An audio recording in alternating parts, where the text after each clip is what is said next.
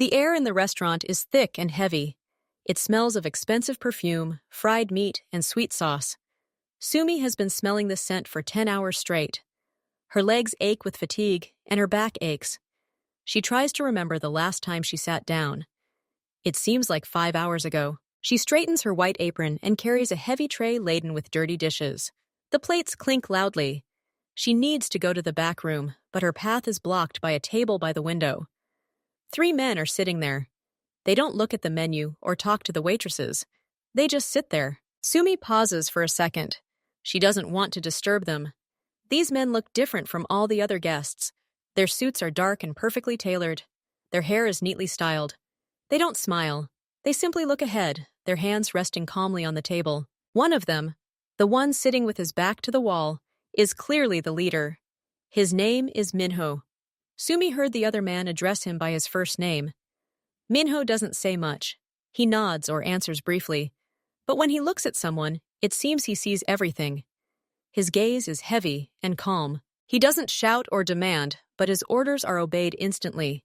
He radiates a quiet, unquestionable authority. Sumi waits for one of the waiters to place bottles of water in front of them.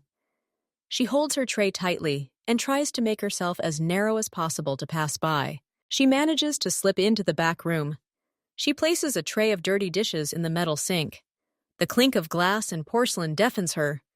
She closes her eyes for a second and takes a deep breath. Just a couple more hours, and she'll finally be able to board the bus and go home. Home, where hot tea and a soft pillow await her. She wipes her forehead with the back of her hand and goes back into the hall. She's assigned to the section by the window, right where the 3 of them are sitting. Sumi takes a clean tray and begins setting new utensils on the next table. She moves quietly, trying not to draw attention to herself. She sees Minho push his chair back. He says something to his companions in a low voice. "I need to make a call," he says. "It won't take long." His 2 companions, a man named Junsu and another named Tain, nod in agreement. Minho stands and heads toward the hallway. His gait is confident and silent.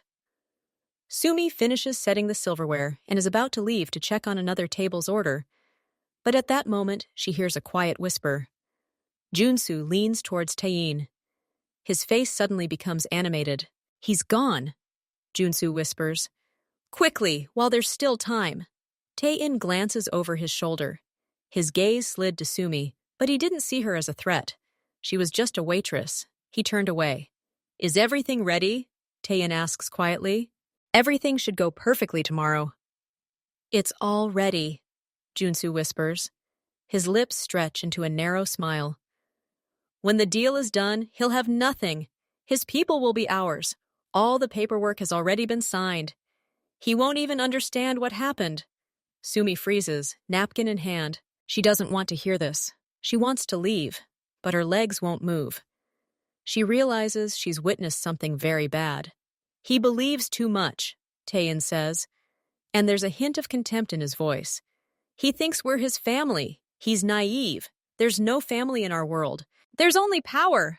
"The day after tomorrow, he'll no longer be a problem," Junsu agrees. "And we'll take over his case. It'll all be ours." Sumi feels a shiver run down her spine. Her palms become clammy. She looks at Minho's empty chair. She remembers his calm, strong face. She remembers how his companions looked at him with servility. And now they plan to betray him. They want to destroy him. She has to get out of here. Now. She takes a step back, and her elbow hits the edge of the chair. There's a soft scraping sound. Junsu and Tain immediately fall silent. They turn their heads and look at her. Their eyes become cold and suspicious. "Do you need something?" Tain asks sharply. Sumi shakes her head, her throat dry. "No. Sorry." She grips her napkin so tightly that her knuckles turn white. "I'm just setting the cutlery." She turns quickly and practically runs to the bar. Her heart is pounding somewhere in her throat. She can feel their eyes on her back. She just overheard a conversation that wasn't meant for her ears. A conversation that could cost her her job. Or maybe something more. She stops behind the bar and leans against it with trembling hands. What should she do? She saw Minho's face, There was strength in his gaze, but no cruelty. And in the eyes of the other two, in their eyes there was only cold calculation. She sees Minho returning from the hall. He sits down at the table again. Junsu and Taein have put on their masks of loyal friends again. They smile at him and talk about something neutral. Sumi looks at them and realizes she can't just let this go. She can't let these two deceive the man who trusts them so much. It's wrong. She makes a decision. It's crazy and dangerous, but she has to do it. She has to find a way to talk to Minho. She has to warn him. Sumi stands behind the bar, breathing too quickly. She feels dizzy. Her palms are clammy. She grips the edge of the bar so tightly that her fingers go numb. "Go away," the voice of fear whispers in her head. "Go and do your job. Forget what you heard. It's none of your business." She looks across the room at the table by the window. Minho sits quietly. He says something, and Junsu and Taein nod with obsequious smiles. They look like loyal dogs. But Sumi saw their true faces. She heard their cold, calculating voices. She remembers Minho's gaze when he walked in. Heavy, direct, without fear or guile. There was a strange honesty in his eyes. He didn't look like a bad person. He looked like a man who carries a heavy load and knows his rules. And these two? They looked like spiders weaving a web. If I don't say anything, they'll deceive him, Sumi thinks. They'll take everything from him, and I'll know that I saw it and kept quiet. The thought of it seems unbearable to her. Her mother always told her, "A good heart brings problems, Sumi. But living with a bad heart is even worse." She sees Minho push back his chair. He nods to his companions and stands. Lunch is over. They head for the exit. Sumi's heart starts pounding with renewed vigor. This is her chance. Her last chance. "No," says Fear. "They'll see. They'll know it's you. You'll lose your job. They might do something terrible to you." But then she sees Minho's face again in her memory. An honest face. And she sees Junsu and Taein's smiles. False smiles. This is not fair. This simple, childish impulse proves stronger than fear. Her body moves on its own before her mind can stop it. She throws the tray off the counter. It crashes to the floor, scattering straws and napkins. She doesn't stop. She runs. She runs between the tables, avoiding waiters and guests. She hears surprised exclamations, but doesn't turn around. Her eyes are fixed on Minho's broad back in his dark suit. He's almost at the entrance to the hall. Junsu and Taein follow right behind him, like shadows. "Sir!" she breathes, but her voice is drowned out by the noise of the restaurant. She pushes her way through a group of guests at the very exit and finds herself in a spacious, cool hall with a marble floor. They are here, all three of them. Minho turns toward the elevator. His bodyguard, a large man in a simple suit, is already pressing the button. Now or never. "Mr. Minho!" Sumi's voice rings out loud and shrill in the quiet hallway. He's shaking with fear and running. Minho turns slowly, his eyebrows raised slightly in surprise. He looks at the breathless waitress, her hair disheveled and her eyes wide. Junsu and Taein freeze. Their faces instantly become wary and hard. Sumi sees Taein's gaze turn cold as ice. Minho asks calmly, his voice low and even. Sumi runs up to him, out of breath. She ignores his companions. She looks only at him. I need to tell you," she gasps, trying to catch her breath. "Only you." Junsu takes a step forward. "Go away, girl," he says quietly, but with a clear threat in his voice. "Don't disturb Mr. Minho." But Minho raises his hand, stopping him. He looks at Sumi with interest. "Speak!" Sumi nods, gulping for air. The words burst out of her like a machine gun, halting and rushed. "You left! To call, and they—" She nods towards Junsu and Taein. "They started talking. They said that everything would end tomorrow, that you would be left with nothing, that your people would go over to them, that they signed some documents. They said that you were too trusting, that you were naive." She blurts it all out in one breath, looking him straight in the eyes, begging him to understand, to believe. Minho's expression remains unchanged. He simply stares at her. Then his brows slowly draw together.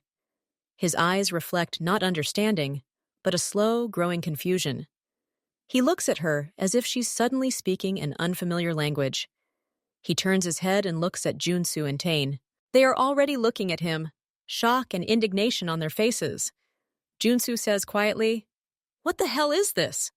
"Mr. Minho," Tane says, his voice shaking with supposedly offended honor. "We don't know what she's talking about. It's some kind of lie." Minho slowly returns his gaze to Sumi, and now the confusion in his eyes disappears. His face begins to change, slowly, like an approaching storm. His cheekbones tense. His lips press into a thin white line. But the most terrifying thing is his eyes. There's no longer any calm in them. A fire flares within them, not just anger, but fury. A deep, chilling fury that seems to make the air around him heavier. He takes a step towards Sumi. He doesn't shout. He speaks quietly, but every sound feels like it cuts into the skin. "You!" He says the word with boundless contempt. "You, a little waitress, dare to come to me with such a story?" Sumi freezes, her mouth hanging open in disbelief. She expected everything, but not this. "But it's true," she breathes out weakly. "I heard." "Be quiet!" His voice booms throughout the hall, echoing off the marble walls.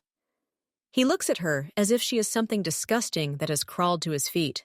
"These two men," he points at Junsu and Taeyane without looking at them, "have been through a lot with me. They are my brothers. And you? Who are you? You are nobody. And you expect me to believe you? You're nonsense?" Sumi feels the ground slipping from under her feet. She thought he would see the truth. She thought he would understand. But he doesn't see. He refuses to see. "They're deceiving you," she whispers, tears in her voice. "Please." Minho turns to his bodyguard, who was standing motionless to the side. "Take her," he says icily. "Take her away from here. I don't want to see this liar again." The bodyguard nods and takes a step towards Sumi. Junsu and Taeyane watch the scene. Their faces wear a studied expression of indignation, but Sumi detects something else in their eyes, a hint of relief and triumph. At that moment, she realizes the full depth of her mistake. She was naive. She thought about justice, but she came to a world where truth means nothing, where loyalty is more important than facts. She tries to take a step back, but the bodyguard already grabs her arm. His grip is iron, merciless. "No, wait!" she shouts, but Minho has already turned his back on her. He walks toward the elevator, without looking back. Junsu and Taeyane follow him, and one of them, Taeyane, turns around for a second. He looks at Sumi, and a barely noticeable cold smile appears on his lips. The elevator door closes. Sumi is left alone with her bodyguard, who drags her toward the back exit.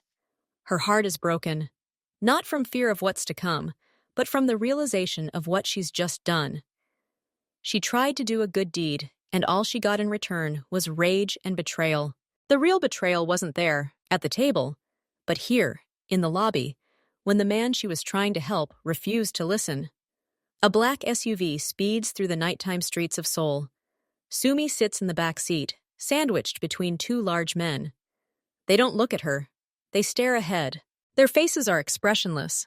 She doesn't cry. She just stares out the window at the flashing lights. They pass busy neighborhoods, full of people laughing, talking, living their normal lives. She feels like she's looking at another world through thick glass, a world to which she no longer belongs. The car turns off the main road, then again and again. The city lights become sparse, then disappear completely. They drive along a narrow, dark road somewhere on the outskirts, among industrial areas. The wind howls through the cracks in the car. Finally, they stop in front of a tall fence topped with barbed wire. The driver says something into the radio, and the heavy iron gates slowly open. The car drives inside and stops in front of a large, dark concrete building. It's a warehouse. The windows are boarded up. One of the men comes out, opens Sumi's door, and roughly pulls her out. His fingers dig into her arm. She doesn't resist. What's the point? She's led through a vast, empty space. The air smells of dust, oil, and dampness. Debris crunches underfoot. The beam of a flashlight in a man's hand picks out piles of old boxes and rusty equipment from the darkness. In the far corner of the warehouse, there's a heavy iron door. The man pushes it, and it creaks open. Beyond it are narrow concrete steps leading down into absolute blackness. "Go," the man says shortly, and pushes her in the back. Sumi descends, clinging to the rough wall. The air becomes cold and stale. Down below, there's a smell of earth, mold, and something sour. A lantern illuminates a small basement. It's completely empty. The floor and walls are bare concrete. A plastic bucket with a lid sits in the corner. The man stands on the steps and looks at her. "You're lucky," he says indifferently. "The boss didn't order anything to be done to you. You'll just stay here until you learn not to meddle in other people's business." He takes a step back. The heavy door slams shut with a deafening metallic clang. The lock clicks. The sound echoes through the small basement and fades. And then there's silence. Absolute oppressive silence. And darkness. Sumi had never seen such darkness in her life. It's not just the absence of light, it's a physical sensation. A black, thick, velvety veil that presses on her eyes, her skin, her lungs. She slowly sinks to the floor. The concrete is icy. The cold immediately seeps through the thin fabric of her work uniform. She clasps her knees with her hands and freezes. At first, she feels nothing, only numbness. Then, slowly, like poison, fear rises. It creeps from her stomach, constricting her throat. Her heart begins to beat faster, pounding loudly in her ears. She tries to breathe deeply, but the air feels thick and heavy. She sits like this for perhaps an hour, perhaps two. Time loses its meaning. In the complete darkness and silence, there are no landmarks. She simply sits and listens to the beating of her heart. Then her body begins to tremble. First, a slight shudder, then more and more intense, from cold and fear. She presses her back against the wall, trying to find at least a drop of warmth, but the concrete only sucks it out of her. She thinks about her mother, about how worried her mother is. She didn't come home. She didn't call. Her phone was taken away. Her mother will think something happened to her. And it did. She thinks about her small room, about hot tea, about the sound of the television from the next room, about simple, ordinary things that seemed so natural. Now they seem like unattainable luxuries. She tries to hold back the tears, but they flow down her face, hot and salty. She cries quietly, so no one will hear. Even though she knows no one is around. She cries from hurt, from fear, from helplessness.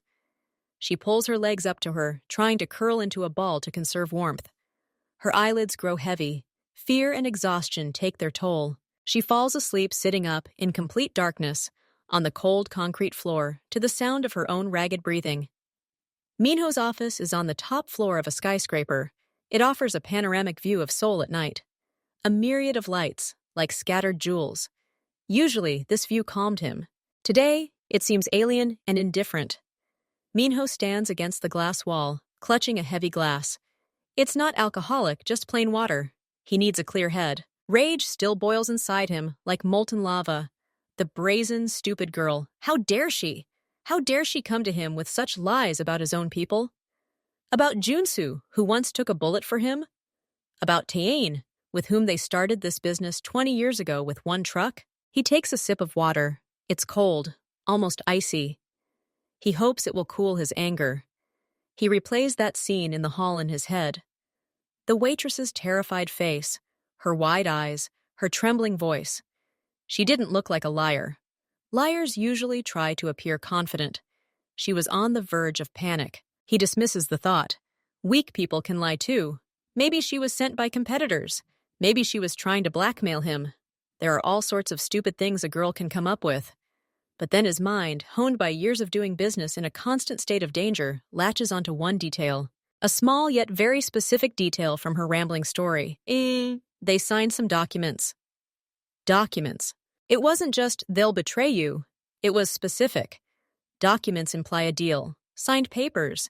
Papers that can be verified. Junsu and Taein are responsible for different parts of the business. They have signatory authority on many matters. But the big strategic deals always went through him, Minho. Always. Why didn't he know anything about some documents that they allegedly signed? The rage still burns within him, but now something else is mixed in with it. A cold, sharp pinch of doubt, like a tiny shard of ice lodged in a hot heart. He turns from the window and walks slowly to his massive wooden desk. He sits down in the chair. It's soft, comfortable, custom-made.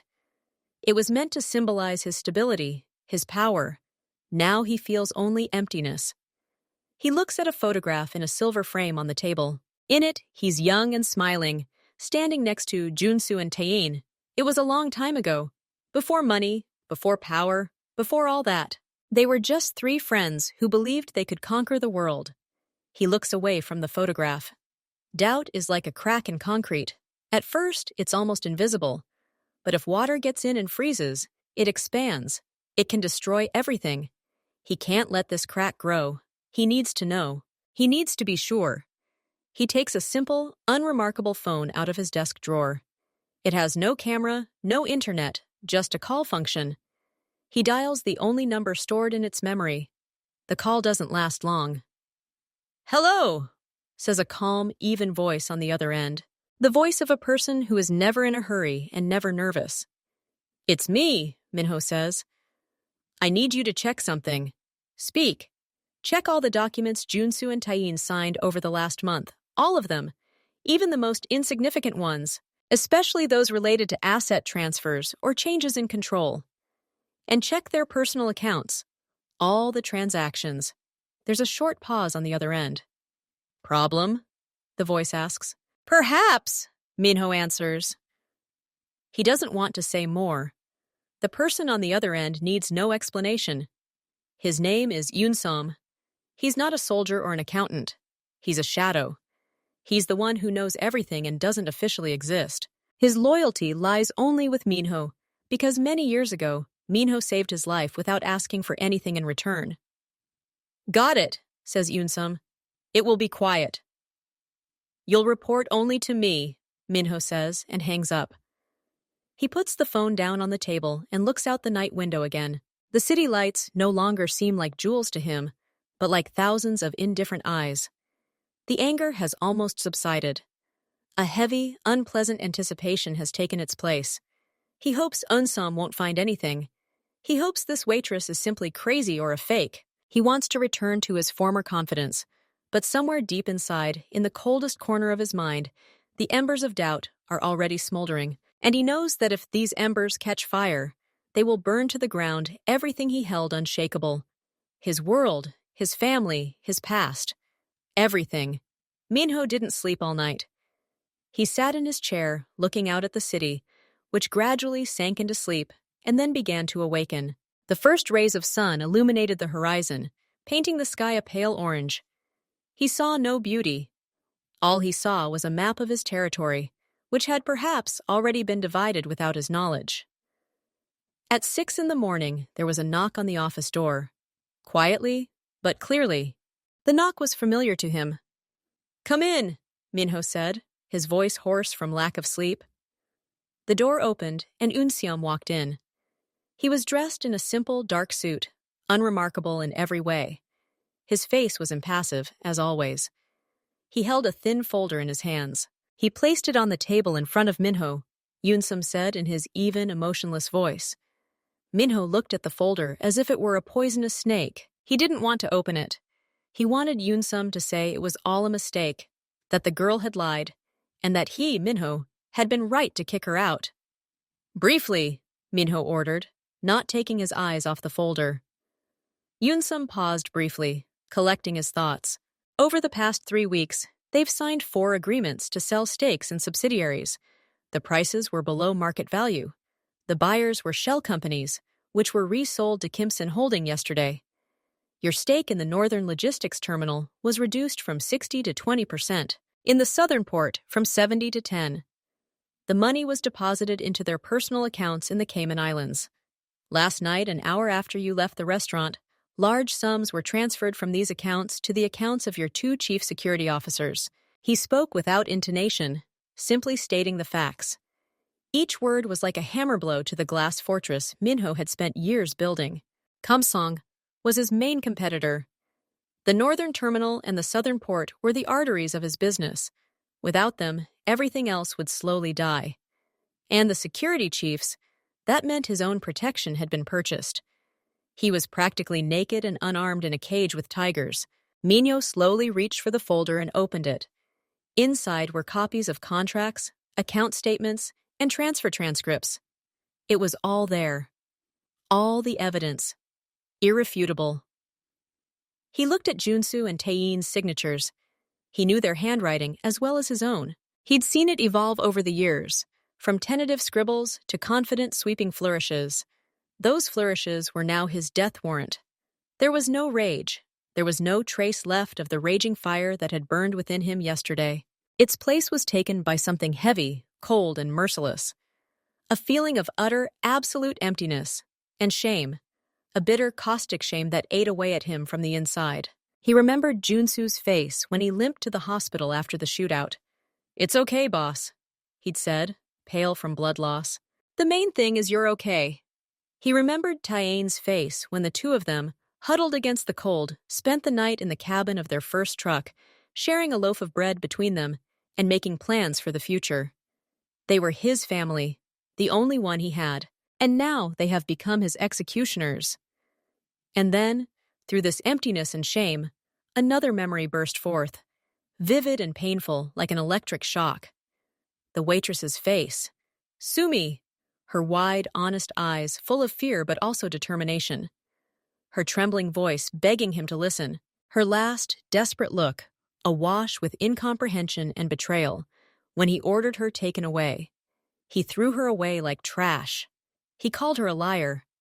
He handed her over to his men to be intimidated, locked in some basement, while the real traitors stood by him and smiled. He, Minho, who had always prided himself on his insight, his ability to see the essence of people, turned out to be a blind and stupid fool. He trusted those who betrayed him and destroyed the one who tried to save him. "They're preparing for the final step." Yunsum's voice brought him back to reality. "The transfers to the security chiefs are in advance. The final payment will come after you lose your final control over the company. It's a matter of days, maybe hours." Minho slowly closed the folder. He leaned back in his chair and closed his eyes. He felt incredibly old and tired. The weight of his entire life, his entire empire, had suddenly fallen upon him, and he could barely resist it. "Where is she?" Minho asked quietly, without opening his eyes. "In an old warehouse in the industrial zone. In the basement. She's fine. She was just scared." Minho nodded. He couldn't even imagine what it must be like for a young girl to spend the night in complete darkness, in a deserted place, not knowing what would happen to her.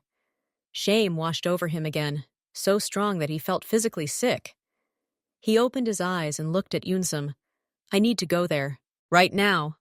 Yunsum nodded. He never asked unnecessary questions. "The car is waiting downstairs." Minho rose from his chair. His body sagged, every movement a struggle. He walked toward the door, but stopped halfway. He turned and looked again at the file on the desk, at the evidence of betrayal that was worse than any bullet. Now he had to face the consequences of his own, even more bitter betrayal, a betrayal of the most innocent party in this story, the girl whose eyes would now haunt him forever. The SUV sped through the morning streets, but this time Minho couldn't see anything outside the window. He saw Sumi's face before his eyes, not the frightened one from the restaurant lobby, but an imaginary one. Pale, with sunken eyes from lack of sleep, sitting in the darkness. He clenched his fists so hard his nails dug into his palms. A feeling of shame was a physical pain somewhere beneath his heart. The car stopped at the familiar barbed wire gate. Yunseom, who was driving, turned to him. "She's there. She's okay. But she's scared." Minho only nodded, unable to speak. He stepped out of the car, and the morning air tasted acrid. He entered the vast, dimly lit warehouse alone. His footsteps echoed loudly off the concrete walls. He knew the way to that corner, to that iron door. Every step was an effort. He was walking toward his shame. He stopped in front of the door. For a moment, he felt like he couldn't breathe. Then suddenly, almost violently, he yanked the heavy door toward him. It opened with a low creak. The darkness in the basement was almost palpable. A thin strip of light from the warehouse fell across the concrete floor, illuminating a pair of small, dusty shoes. Sumi sat on the floor, leaning against the wall, her legs tucked under her. She pressed herself into the corner when she heard the door creak and shielded her eyes from the sudden light. Minho slowly descended the few steps. He stood looking at her, speechless. She was pale as a sheet. Dark circles under her eyes contrasted with the matte whiteness of her skin. Her hair was disheveled, her uniform rumpled. But when she looked up at him, he saw more than just fear. Deep within those dark pupils, a light smoldered. A light not of broken strength, but of wounded strength. She wasn't crying. She looked at him with a silent, bitter question. He took a step forward. She instinctively recoiled, pressing her back against the cold wall. The gesture pierced him sharper than any knife. He stopped 2 steps away from her. It took a tremendous effort to force himself to speak. "I was wrong," he said, his voice hoarse and unusually quiet in the echoing basement. She didn't answer. She simply looked at him, and her gaze seemed heavier than any accusation. "You spoke the truth," he continued, feeling each word burn his lips. "They betrayed me. I have proof." He expected hysteria, tears, reproaches. He was prepared for her to pounce on him with screams, but she only rose slowly, very slowly. She was thin and seemed fragile in the dim light, but there was a certain unbending directness in her posture. "Will you let me go now?" she asked in a calm but icy voice. There was no fear in it, only contempt. Minho said quickly, "Of course, I brought you home, and I want to make it up to you." "I don't need your money," she snapped. Her words sounded as sharp as his own had once been in the restaurant lobby. She took a step towards him, and now he saw in her eyes not childish fear, but cold adult rage. "You locked me here, in the dark, in the cold. You called me a liar. You think everything can be bought? That by throwing me a wad of cash you'll wash away what you've done?" Minho was silent.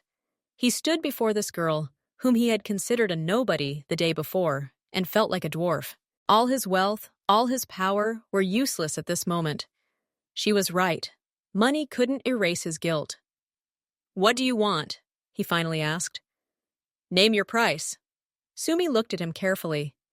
She saw his powerful figure, his expensive suit, his commanding face. But now he didn't look like an all-powerful boss. He looked like a man trapped by his own mistake, and that gave her courage. "My price isn't money," she said clearly. "Are you a man who likes to talk about honor and duty? Well then, pay your debt. Grant me 3 wishes. None of them will be against your principles. But for you, they will be harder than giving up all your money." Minho frowned. He'd expected everything, but not this. This girl's insolence struck him again. But in her eyes he saw not greed, but cold, hard-won justice. He couldn't refuse. His own sense of honor, the same honor that had prevented him from immediately believing his friend's betrayal, now refused. "Speak," he said shortly. "First," Sumi began, looking him straight in the eye, "you will ensure my family and I are completely safe. Personally, not through subordinates. You will give me your phone number, and if I ever call you and say the code word, you will come yourself, no matter where you are or what you are doing. You will be my shield." Minho felt his stomach clench. It was clever and cruel. She hadn't asked for bodyguards. She had asked for him, the boss, to be her personal bodyguard. It erased all boundaries between them, reducing him to a servant. This wasn't a purchase of security. It was a humiliating atonement, and he couldn't say no because he was the one who had put her in danger. "Okay," he said through clenched teeth. "Next." "Second," Sumi crossed her arms over her chest, as if protecting herself from the cold. "You will tell me your story, not the one everyone knows, but the real one. Why you became who you are, your greatest defeat, your most bitter betrayal before this, the moment you last cried, everything, without lies. In one evening." Now Minho couldn't hide his shock. His eyes widened. This was an invasion of his most guarded territory. His past, his wounds, his weaknesses, all of it was his armor. Revealing it to a stranger, to the girl he'd hurt, it was worse than any physical punishment. It forced him to be vulnerable, to be human, not a monster or a titan. And once again, the justice of her demand was undeniable. He had judged her without knowing, and she had the right to know him. He was silent for so long that Sumi thought he would refuse, but he nodded slowly, almost imperceptibly. And one last thing. Her voice wavered a little, but she pulled herself together. You'll spend one full day with me, from sunrise to sunset, like a normal person. No bodyguards, no work calls, no hints about who you are. We'll go where I want and do what I want. You'll just be Minho. The third wish seemed the strangest, and paradoxically, the most difficult. Give up his power, his status, his control, even for a single day?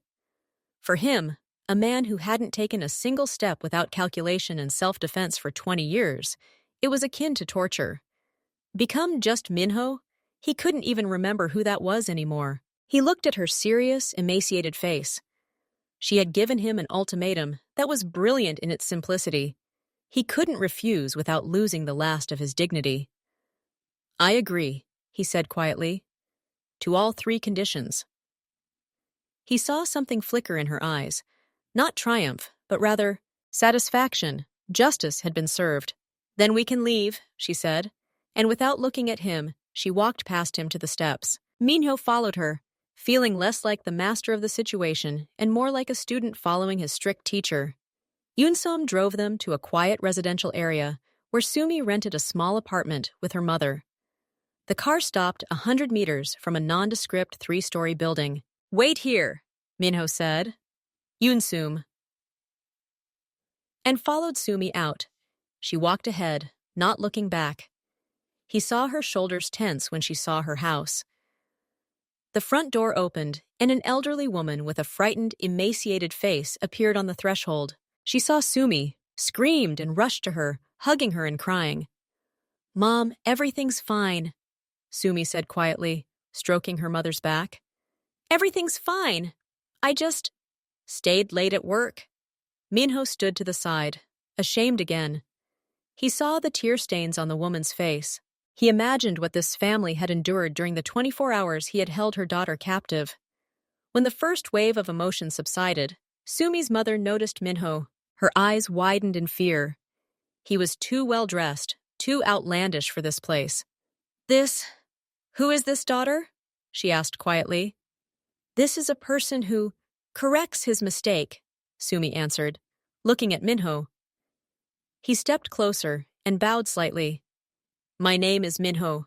Your daughter has rendered me an invaluable service. Unfortunately, it has temporarily placed her in danger. It is my duty to ensure her safety and yours. He pulled out of his pocket a simple black phone with no buttons, just a small screen, and one single large button in the center. This is for you, he said to Sumi. It only works for one number, mine. Press this button once and I'll receive your location signal. Press and hold and we'll establish a voice connection. If you say the code word, I'll come. No matter what happens, the code word is chrysanthemum. She took the phone and looked at it carefully. It wasn't a gift. It was a symbol of his duty. And here, Minho nodded toward 2 nondescript sedans parked on opposite sides of the street, are my men. They'll be on duty here, rotating every 12 hours. They'll be watching your house. No strangers will come near you. They'll respond to any sign from you or your mother. He saw Sumi's mother looking at him with undisguised fear. He understood her. His presence, his protection, all of it brought the shadow of his dangerous world into their quiet, simple world. But it was the only way to somehow make amends. You shouldn't be afraid of them, he said softly to the woman. They're here so you don't have to be afraid of anyone else. Sumi glanced from the phone to the cars to his face. She saw he wasn't doing this for show. He was fulfilling her desires with the utmost care. He was erecting walls around them, walls of people and technology, walls that his own guilt had to penetrate, so that he could become their human shield. Okay, she finally said. The first wish is granted. She turned and led her mother into the houses without saying goodbye. The door closed. Minho stood outside for a moment, looking at the illuminated windows of her apartment. He felt strange. Part of his debt had been paid, but the hardest part was just beginning. They met 2 days later at a small, cozy cafe in a neutral neighborhood where no one knew him. Yoon checked the place out himself. Minho arrived alone, wearing a simple dark jacket and jeans, trying to remain inconspicuous. Sumi was already waiting for him in a corner booth, at a table by the window. Tea, which she didn't drink, sat in front of her. He sat down opposite her. The silence between them was thick and awkward. "Well?" said Sumi. "I'm waiting." Minho sighed. He looked at his glass of water, avoiding her gaze. Where to begin? How to tell the story of his life to someone who lived in another dimension? "I wasn't born into this world," he began slowly, still staring at the glass. "I was born into poverty, so poor that there was nothing to eat, and heating in the winter was a luxury. My father, he was a weak man. He was constantly deceived, humiliated. He couldn't protect himself or us. I remember how one day people came to us and threw all our things out into the street because he couldn't pay his debts. I was 10 years old." He took a sip of water. His throat was dry. "That day, I swore to myself that I would never be like that I would be strong, that no one could ever do that to me or to those I considered my own. I started fighting, first at school, then on the street. I sought strength, at any cost." He looked up at her for the first time. She listened silently, her face serious but not judgmental. "Then I met Junsu and Taein. We were similar, hungry, angry, and determined to make a difference. We started from the bottom, carrying boxes at the market, being drivers, collecting debts for the local loan sharks. We believed we were family, that we had each other's backs." His voice wavered. He looked into his glass again. "The first big betrayal, it wasn't them. It was the man I considered my mentor. He taught me a lot. And then he sold me out to the competition. I was beaten so badly, I couldn't get out of bed for a week. I only survived thanks to Junsu. He found me and nursed me back to health." He fell silent, remembering. "That's when I finally realized. You can only trust actions, not words. Or better yet, trust no one at all. I became tougher, colder. I built my business, my empire, like a fortress. And Junsu and Tae were my captains in this fortress. I thought the walls were high enough. It turns out betrayal can come from within." He told her everything, about the first shady deal that brought them real money, about the fear he felt every night, about the loneliness that grew with his wealth. He told her about the moment he cried for the last time, at the funeral of his mother, whom he was never able to heal because the money came too late. He spoke of the fear of becoming that helpless boy from the past again, a fear that drove him every day. He didn't make excuses. He simply poured out a pile of his charred, wounded memories before her. He showed her the scars on his soul, the way a soldier once showed the wounds he received in battle. By the time he finished, it was already dark outside the cafe. He felt completely drained, as if he'd been turned inside out. He risked a glance at Sumi. She sat silently, but her expression changed. The anger and coldness in her eyes melted, giving way to something complex, understanding, pity. She didn't see a mafia boss or a monster before her. She saw a wounded man who had once been a boy wronged and never recovered from it. He had built himself an iron prison of strength and power so he could never feel pain again, and ultimately suffocated within it. "Thank you," she said quietly, "for the truth." He nodded, unable to speak. "The second wish has been granted," Sumi said, taking a sip of her cold tea, for the first time during the entire meeting. He met her at dawn at the entrance to a large public park. The morning was cool and crisp. Sumi was dressed in simple jeans and a windbreaker, carrying a small backpack. Minho stood in equally simple clothes, feeling awkward and vulnerable. He didn't have his phone with him. No connection to his world. Yoon watched them from afar, blending in with the crowd. But Minho knew that today he had to pretend he didn't exist. "So where do we begin?" he asked. "Since breakfast," Sumi said, a shadow of a smile twitching on her lips. "The real thing." She took him not to a restaurant, but to a small tent on the edge of the park, where an elderly woman was preparing hot rice cakes and soup. They sat on plastic chairs at a low table. The food was simple, spicy, and incredibly delicious. Minho couldn't remember the last time he'd eaten something like this. His usual breakfast consisted of coffee and documents. Then they went for a walk in the park. She made him feed the ducks in the pond. At first, he looked at the food in his bag with a silly expression. But then, seeing her laugh at his awkwardness, he relaxed and tossed a few crumbs. The ducks came running to him with a loud quacking, and he suddenly smiled. She bought 2 ice creams at the kiosk, and they ate them while sitting on a bench, watching the city awaken. He didn't think about deals, betrayals, or debts. He simply felt the sweet chill in his mouth and the sun on his face. She took him to a chain store and made him pick out the most ridiculous animal print socks, and then they both laughed at his serious expression as he looked at the pink koala socks. He ended up buying a pair of plain black ones, but the whole process was incredibly easy. They ate street noodles at a high table, and she told him about her studies, her friends, and her dream of someday opening her own small flower shop. He listened, captivated by the simplicity of her world. Her life had no place for grand schemes or power struggles. There were simple joys and simple dreams. They rode the subway. He stood holding onto the handrail in the car, lost among hundreds of other people, and felt invisible. Free. No one looked at him with fear or servility. He was just a man in the crowd. Towards evening, they climbed a small hill in the park, overlooking the sunset. The city was bathed in gold and purple. They sat on the grass, and a comfortable silence fell. Minho said suddenly. He was looking at the setting sun, not at her. "For what?" Sumi asked in surprise. "For this day." He turned to her. His face, usually tense, was relaxed, almost young. I don't remember the last time I felt like just a person. Without all this." She looked at him, and he saw something warm in her eyes, something that made his heart beat a little faster. "You are not what I imagined you to be," she said quietly. "How did you imagine me?" "A monster," she answered bluntly. "But today I didn't see a monster. I saw a man who forgot he was a man." He looked at her serious eyes illuminated by the sunset, at her stubborn chin, at her lips touched by the shadow of a smile. And in that moment, something passed between them, an invisible spark of understanding, of intimacy born in strange circumstances. He was a boss betrayed by his peers. She was a waitress he had unjustly punished. But today, they were simply a man and a woman who had spent the day together and found unexpected comfort in it. He reached out and touched her hand, just for a second. Her fingers were cold.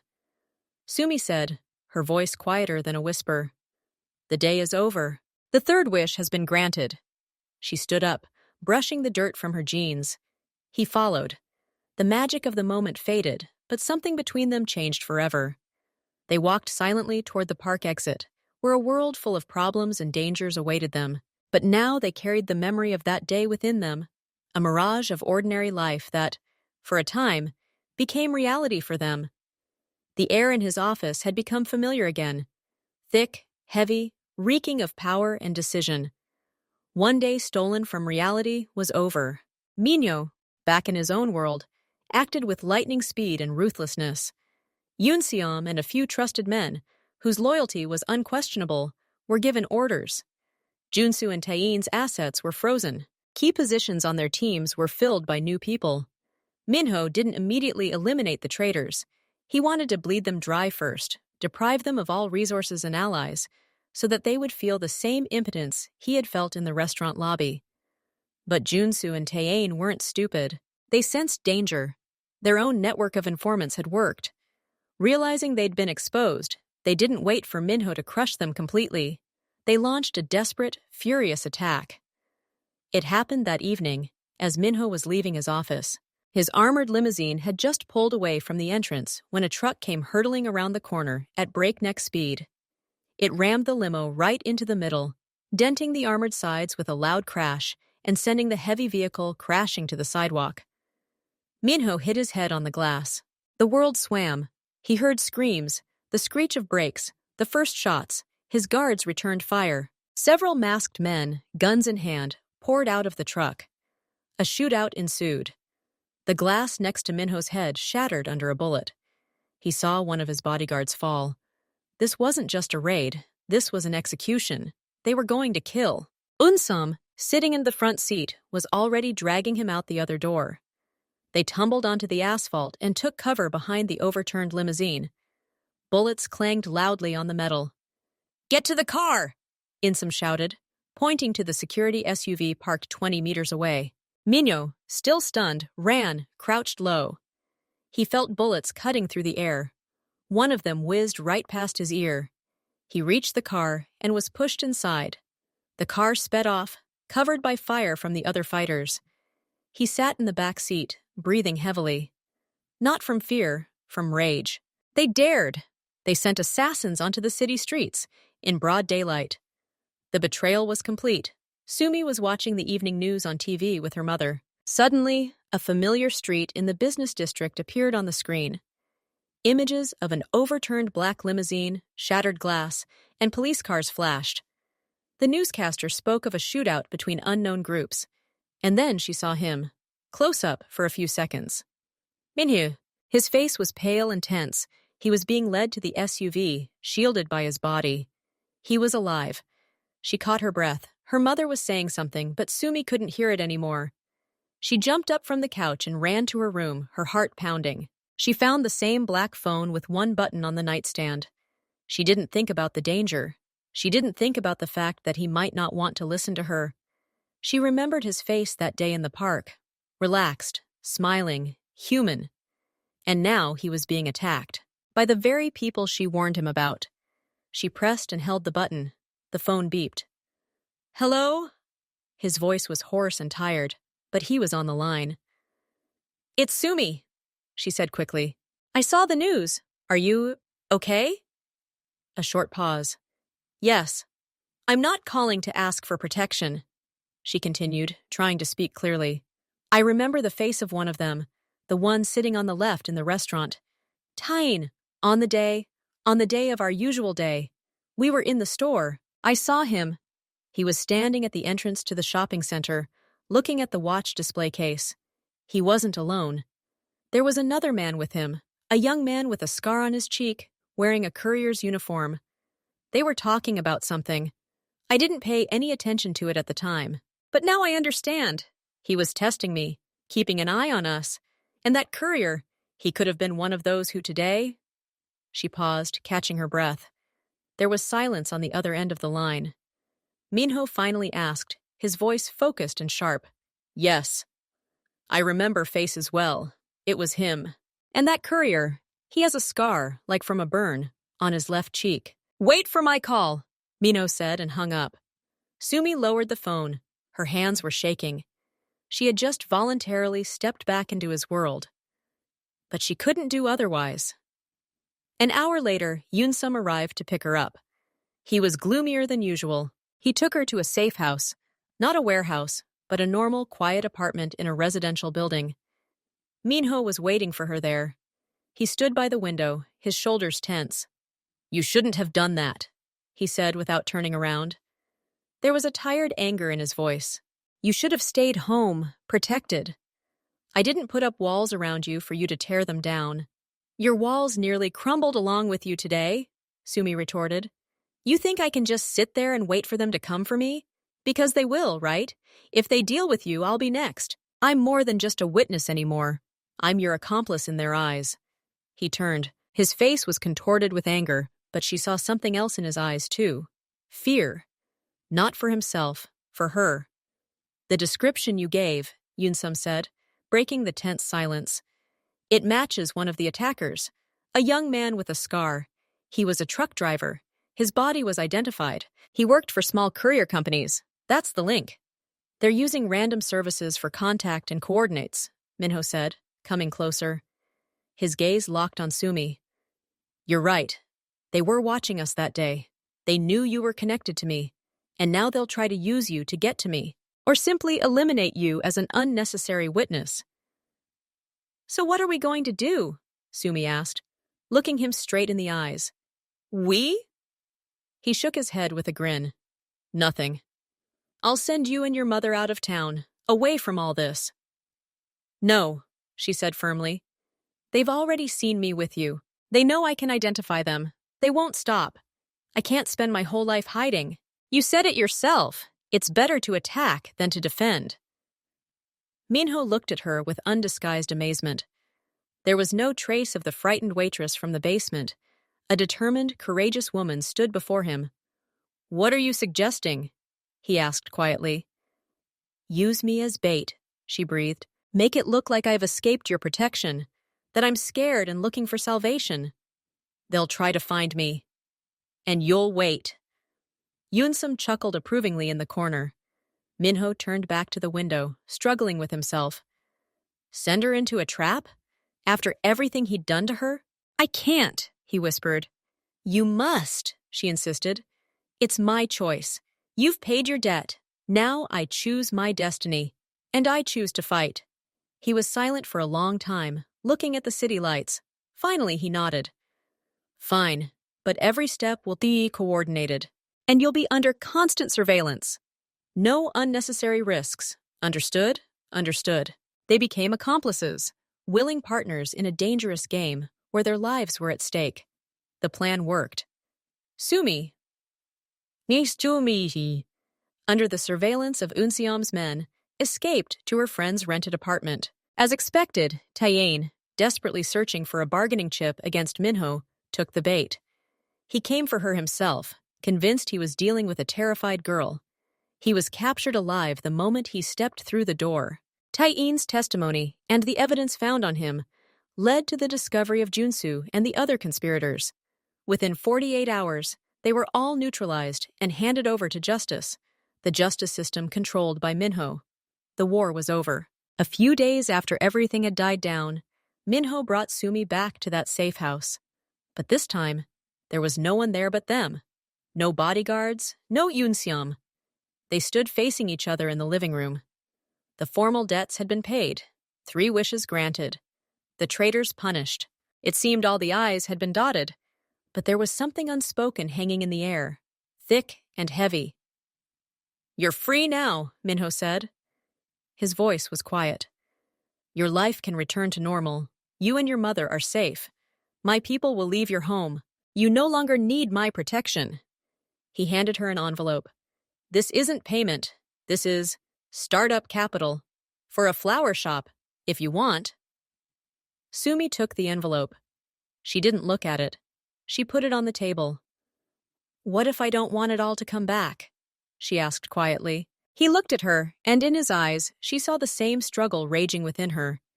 He was a man who had built walls around his heart. She was a girl who had accidentally found a door within them. They had lived through fear, anger, shame, danger, and unexpected understanding. A bond had formed between them that could not be broken by simply wishing it away. It was stronger than debt, stronger than conditions, stronger than their past. "I can't offer you an ordinary life, Sumi," he said, his voice thick with pain.